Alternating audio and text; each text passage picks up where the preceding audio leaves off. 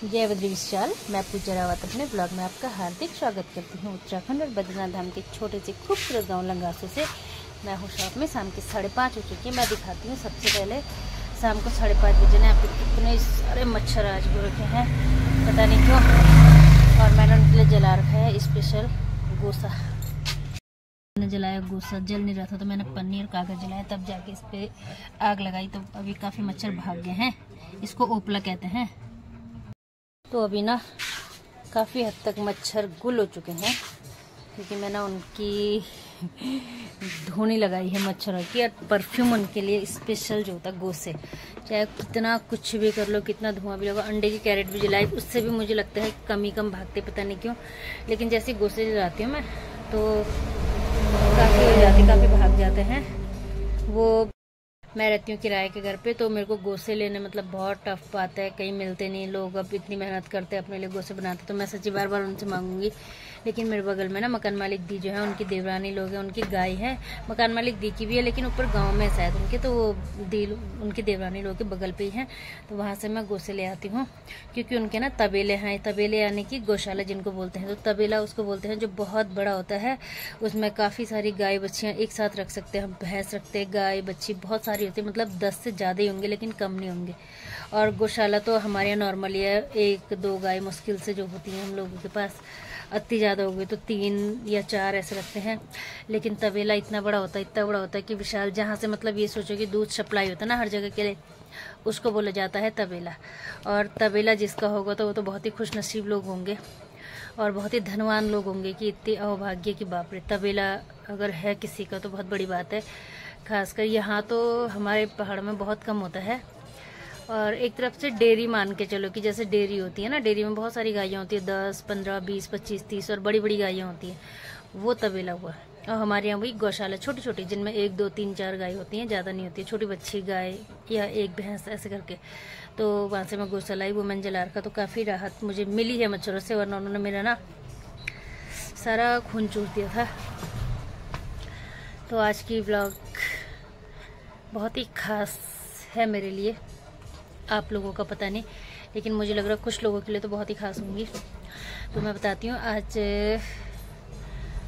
मतलब जो घाट डाली थी ना किसी ने, वो मुझे लग रहा असर करने लग गई। तो भगवान गोलजू देवता को मैंने यही बोला था, भगवान न्याय करना, ये नहीं, ये मत देखना कि मतलब ये मेरे यहाँ के हैं और मेरे मंदिर में आई है तो मैं इसी का साथ दूंगा। नहीं, तुम्हारे लिए तो सब ध्यान ही है, चाहे वो किसी भी क्षेत्र से हैं, किसी भी गांव से हैं, किसी भी शहर से हैं, वो तुम्हारे, तुम तो सर्वज्ञाता हो, तुम्हें बोलने की ज़रूरत क्या है हमें। बस मन के भाव तुम समझ लेते हो, उसी से तुम फल देते हो।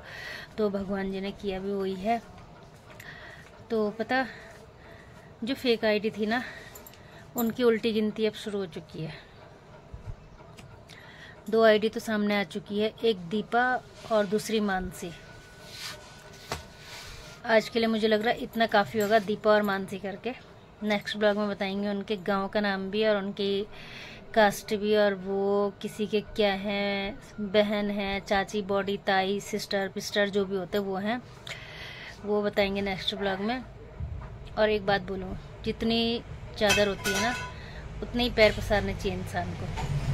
और सबसे पहले खुद के घर में झांकना चाहिए, खुद के घर में, कि हमारे घर में कोई कैसे करके इनकम करते हैं, कैसे करके पैसे लाते हैं, उनकी कैसे रिस्पेक्ट करनी चाहिए और क्या करनी चाहिए। नहीं कि दूसरों को तुम बक बक बक बक करके बोले जा रहे हो, अपना घर का कुछ अता पता ही नहीं बताया। लेकिन कहीं ना कहीं से ना पता चली जाती हैं कुछ बातें, क्योंकि भगवान बोलते हैं ना, सच्चे लोगों का साथ हमेशा देता है, तो कोई ना कोई रास्ता वो जरूर दिखा देता है। तो खैर, जो भी काम होता है ना, काम चाहे कुछ भी हो, XYZ, छोटा कुछ नहीं होता। लेकिन जो घर वालों के बोल वचन है ना, उसको देख के तो लग रहा है कि यार तुम पहले खुद को देखो ना, तब जाके दूसरों को बोलो। खुद को क्यों नहीं देखते हो। मुझे तो खूब बोला किसी ने, ये दुकान में बैठ बैठ के वीडियो बना रही है, बाकी काम धाम तो उसका कुछ है नहीं। तो मैंने उसमें यही जवाब दिया था कि देखो, दुकान में बैठूँ चाहे कुछ भी करूँ, लेकिन इसको बोलते हैं हम मेहनत मजदूरी। तुम घर पे बैठे हो, तुम कुछ नहीं कर सकते, चाहे तुम कितने भी खेत कर रहे, चाहे तुम कितना भी घास काट रहे, तुम कुछ नहीं कर सकते जब तक कि पैसे घर पे नहीं आएंगे। तो इसको हम बोलते हैं मेहनत मजदूरी। शायद तुमको अब पता चल गई होगी कि मेहनत मजदूरी कैसे होती है। सिर्फ लेबरगिरी करना नहीं होता या सिर्फ नौकरी करना ही नहीं होता, कुछ भी करके पैसे कमाने तो उससे घर की आर्थिक स्थिति मजबूत भी होती है, घर भी चलता है। वरना कहाँ से तुम बच्चों की फीस भरोगे, कहाँ से तुम राशन पानी खाओगे, कितना होगा तुम्हारे खेत में, ये भी तो बताओ कितना होगा। एक हद तक मान लेते हैं चावल बहुत ज़्यादा तुम्हारे होते, गेहूँ बहुत ज़्यादा तुम्हारे होते, बाकी क्या करोगे तुम, क्या नहीं चाहिए, बिना पैसे का कुछ नहीं है आजकल। इसलिए पहले खुद के अंदर झांको, उसके बाद आगे बोलो, दूसरे को बोलो कि तो दुकान में बैठती है तो कहाँ बैठती है, ठीक है। जो फ्री होगा ना वो चौतरफा कहीं भी जाके घूम के वीडियो बना सकता, लेकिन मैं फ्री नहीं हूँ, मैं अपने दुकान में बैठती हूँ और मेरा एम है कि मुझे ब्लॉगिंग करनी है और मैं करके रहूँगी। और नंबर 2 बात रही कि रश्मि के नाम से बहुत नफरत है कुछ लोगों को, लेकिन अब जाके पता चल रहा है कि उनके खुद के घर में भी ना दाल नहीं गलती और किसी का नाम उनके घर में रश्मि है, इसलिए उनको शायद रश्मि से कुछ ज़्यादा ही नफरत हो गई। तो रश्मि को मैं एडवाइस देना चाहूँगी कि रश्मि अगर हो सकता है तो अपना जो ओरिजिनल नाम है उसी नाम से आ जाओ सामने, और बाकी इन लोगों को छोड़ दो। क्या पता हो सकता है तब ये तुम्हारा पीछा छोड़ दें, अगर इनको रश्मि नाम से इतनी नफरत हो तो। ज़्यादा क्या बोलना है, पहले तो नफरत नहीं होनी चाहिए, क्योंकि जो लोग घर चला रहे हैं अगर तुम उन्हीं से नफरत करोगे तो कैसे चलेगा, फिर गलत बात है। अब जैसे मैं हूँ, मेरे ब्लॉग में मेरे घर वाले कोई नहीं आते, क्यों नहीं आते, क्योंकि घर में मैं रहती नहीं हूँ, मैं रहती हूँ घर से बाहर और अकेले रहती हूँ, मेरे बच्चे और मैं, क्योंकि मेरे हस्बैंड गाड़ी चलाते हैं बाहर, और मेरे बच्चे, एक बेटा मेरे साथ पढ़ता है और एक बेटी मेरी श्रीनगर है, बस हम ही हैं और कोई नहीं है मेरे परिवार में। अब जब कभी भविष्य में घर जाना होगा, मुश्किल से जा सकती है मैं घर, क्योंकि मैं दुकान बिल्कुल भी नहीं छोड़ सकती, मैंने कहा ना बिना पैसे के कुछ काम नहीं है। घर जाना अगर 2-3 दिन खेती करना, उसके बाद फिर हम क्या खाएंगे, क्योंकि हमें तो पैसे मेन है, पैसे चाहिए, दुकान का किराया देना होता है, सामान भरना होता है, बच्चों की फीस देनी होती है, खुद के लिए कपड़े बनाने होते हैं, कपड़े लत्ते सब कुछ करना होता है, तो उसके लिए पैसा ज़रूरी है, खेती नहीं मेरे हिसाब से तो।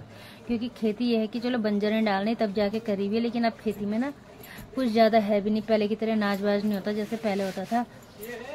और कपड़े से याद आया, रश्मि तेरे पास बहुत ज़्यादा कपड़े हैं, प्लीज़ यार 1-2 सूट मुझे भेज देना, अच्छे लग रहे। घाघरा भेजेगी चाहे सरारा भेजेगी, क्या पता तेरी बदौलत मैं भी पहन लूँ, मैंने भी कहाँ पहने ऐसे कपड़े राम जी, क्या कन तब ज़रूर भेज देना रश्मि। हाँ, तो आई होप कुछ लोगों को समझ आया होगा, कुछ नहीं आया होगा। अगर नहीं आया तो नेक्स्ट ब्लॉग में कुछ बातें डिटेल बताऊंगी, खुल के बताऊंगी। और आज के लिए इतना ही, इस ब्लॉग को करती हूँ यहीं पेंट। आई होप आप लोगों को पसंद आई होगी, अगर पसंद आए तो लाइक शेयर कमेंट जरूर कीजिएगा। साथ में नए मेरे चैनल में हो तो सब्सक्राइब करना बिल्कुल भी ना भूलें।